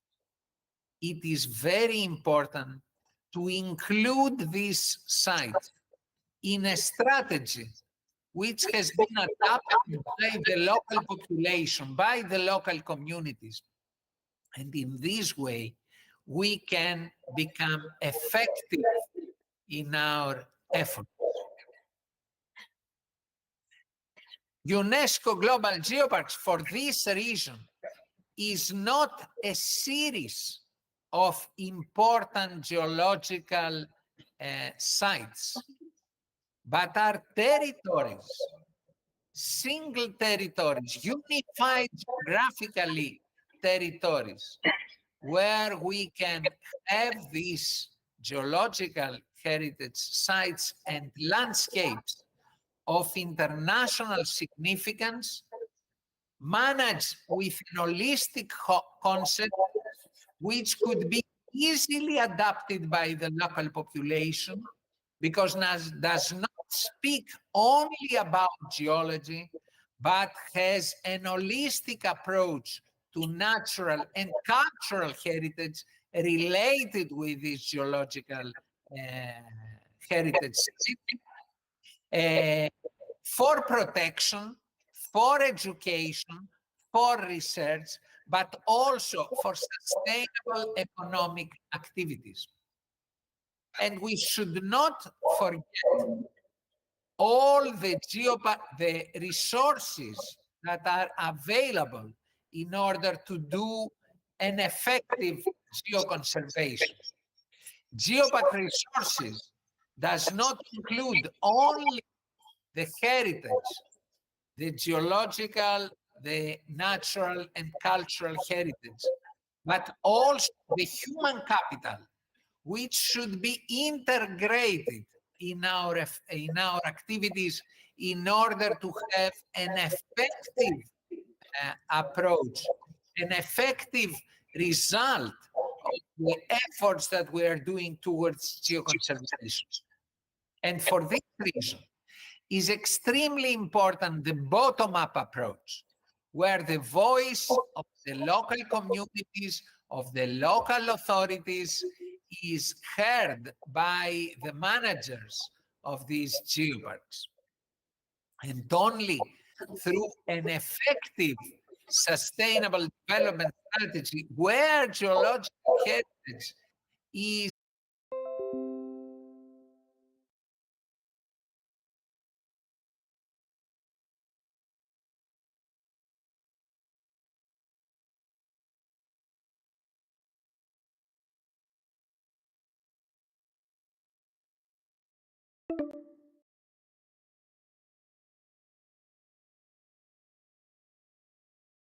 Geopark are hosting some of the most important geological heritage sites in Europe and the world. And these sites, this beautiful scenery, can attract visitors, generating economic interest for the local community, showing that our effort to protect and safeguard our geological heritage sites can bring good benefit, new jobs, new opportunities to our communities. And here you see another outstanding landscape, this time from China, is the Silin stone forest in karstic environment of southern China. And of course, natural beauty that exists in UNESCO Global Geopark can attract a lot of visitors to contribute, as I said before, to the local economy and the creation not only of new infrastructure, which will make accessible these geological heritage sites, but also will help their conservation and preservation for the generations to come. But also we will offer new employment to the people living in these local communities, like in Zhangjié in China, where the whole economy is based on the geopark development. And of course, similar examples in other parts. For example, I'll give you examples from Asia, as I know that the European examples are more familiar to you. From Jeju Island, which the whole island is a UNESCO Global Geopark, or the Zhangjié Geopark with the famous sandstone columns, which are very well established as tourist attractions. But geoparks have geoconservation in the basement of their efforts to work for the Sustainable Development Goals, because our communities, our territories can be strengthened through the activities of using geoconservation, preservation of our geological heritage as the basement in order to develop activities in various fields and to prove that geoparks can be excellent territories for the implementation of the Sustainable Development Goals. One of the things that I can say has to do, of course, with the natural hazards. We know that especially in areas and developing countries, a natural disaster which is connected with the geological processes can lead to the total poverty of the local population. We have in geoparks the responsibility to inform our communities about the earth processes, to use the remains of the previous geological hazards from earthquakes, from natural disasters, in order to support the local communities through knowledge. And you see that the effort to reduce natural disaster, to help our communities can be compatible with the efforts to preserve the results of previous disaster. Geoparks in their operation use all the tools that are available for the effective geoconservation. Their management plan having its basis the geoconservation activities. Infrastructure, which are extremely important for the operation of the geopark, also help activities for geoconservation, not only because they interpret the importance of the geological heritage site, but because they offer the necessary techniques and the necessary staff to implement the geoconservation. And of course, interpretation of Earth heritage within geoparks help the local people, but also the visitors, to understand the value of geological heritage sites. And this interpretation helps to make our efforts towards geoconservation much more effective. Geoparks are also using educational programs, first of all, for the raising capacity of the local population to participate in the management plan and the geoconservation action plan of the geopark, so we can support unemployed young people from this territory to be integrated in the geoconservation activities of our geopark, and also to help education programs in order to raise the awareness of the local population towards the protection of our unique geological heritage sites.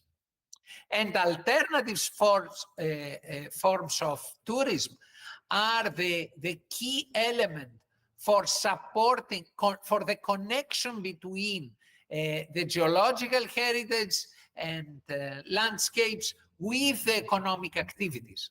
Because by attracting large number of visitors to our geological heritage sites, we persuade the local community that the conservation and preservation of geological heritage is for their benefit. And of course, geoparks need to monitor and review all the activities that are doing, because this is the only way in order to see how effective we are in geoconservation and what we achieve through our activities. And we have several examples. Here is, for example, in Terra Vita UNESCO Global Geopark in Germany, where we have a simple infrastructure for the protection of the dinosaur footprints in the park. But next, you are going to see a very sophisticated bioclimatic cover for the protection of the World Heritage Site in Fangshan UNESCO Global Geopark. This bioclimatic cover cost more than $220 million is a huge investment made to protect one of the most emblematic geological heritage sites in China, the site of Homo erectus, the Peking man site in Fangshan UNESCO Global Geopark. And the next slide show another example from Fossa Magna Park in Itoigawa UNESCO Global Geopark in Japan, where not a fossil site, but a site with geological formations, the site of where the geologists in Japan show that we can have the possible limit between the American plate and the Asian plate are present in Ito-Igawa in this Ito-Igawa Shichuoka tectonic line, which divides the fragments of the two plates in Japan, and now is not only protected with several investment made by the Ito-Igawa Geopark, but is one of the most popular sites in this geopark. Another example comes from the Ichthyosaurus site in Haute-Provence in France, in Haute-Provence UNESCO Global Geopark. Geoparks have stopped the extraction of fossil in order to display them in big capital museums and keep this geological heritage in their natural environment. And this is a very good example on how geoparks have developed their techniques on geoconservation. And you can see this inside museum, which kept the fossil in its original place, so the local communities can get benefit from this site. And another example in the other part of the world, in China, where again in Zigong UNESCO Global Geopark, we can see the Zigong Museum, which was built over one of the most emblematic paleontological heritage site in China, and we can see that the dinosaur fossil site has not been moved. The fossil remain in their original place, and now millions of visitors are going to see this dinosaur site without taking this heritage out of the territory in the big national museum. I would like also to emphasize the role of collaboration and exchange. Here you see teams, geoconservation teams from Europe and from China working together in a big slab with dinosaur footprints in Yanqing UNESCO Global Geopark.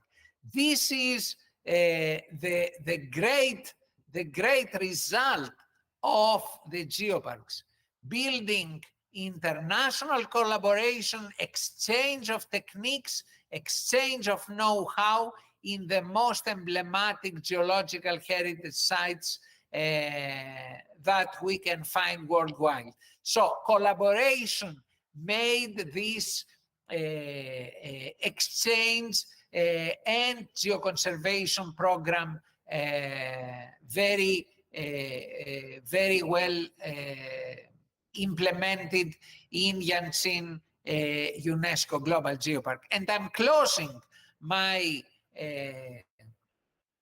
presentation with a last example from a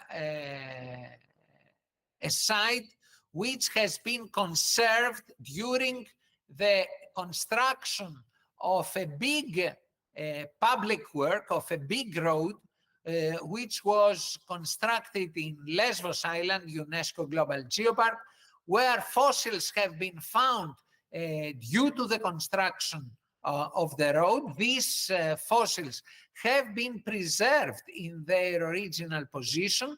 The project for the road construction has changed, and this is a unique example where these unique fossils have been conserved and preserved due to the construction of the public work.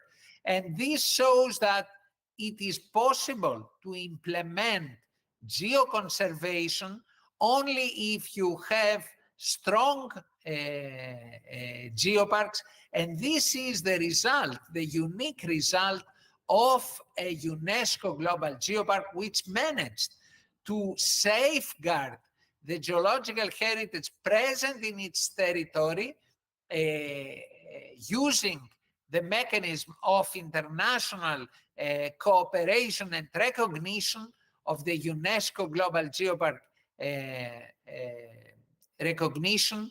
And that's how geoparks are creating a sustainable tourism which creates visitors' experience that allow us to share what we value most in our territory in such a way as to preserve and protect the regions for the generations to come. This is the philosophy of the UNESCO Global Geopark on geoconservation, and this is how geoparks are contributing in order to safeguard the most important and emblematic geological heritage sites worldwide.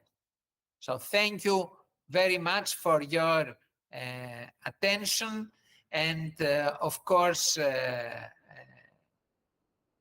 I will be very glad to reply to any questions. Thank you so much.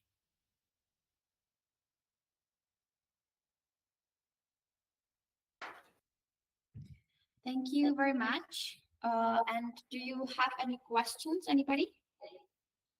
Okay, it seems that everybody is hungry now. So thank you for your presentation, and we will see you one more time tomorrow, I think.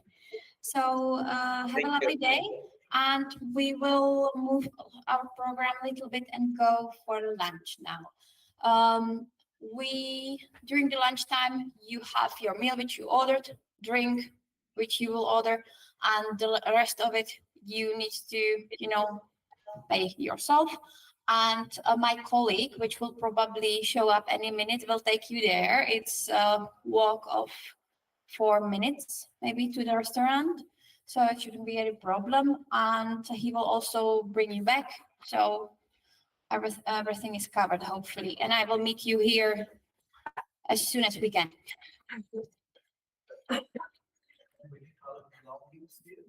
Yes, you can, definitely.